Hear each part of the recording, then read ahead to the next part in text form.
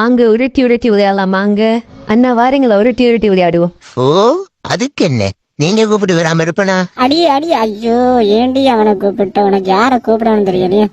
போய் நீ சாப்பிடு, நான் பாத்துக்கிட்டு. 100 ரூபா காசு தரம், விளையாடாம போறீங்களா ப்ளீஸ்? நான் விளையாடுவேன். கட்டையில போவாடா நீ. அந்த பெட்டி என்னட்டு அந்த பிரிச்சுட்டர்ல உனக்கு இருக்குடா. போய் ரூபாய் கூட ரெடியாரு. பாட்டிக்கு ஒரு பழத்தோட தொடங்குவோம். பாரு, முதலாவது வீணிட்டீங்க. பக்கத்துல போறதெல்லாம் கெத்தாடா.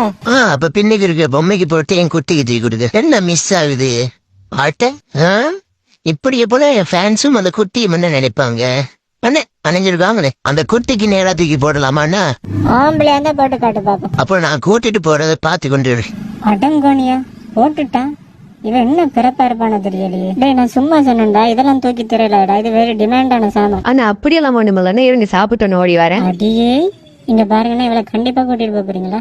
போமாடாப்பா, பின்ன என்ன 45 வயசு ஆயிட்டுது, கல்யாணம் கட்டல.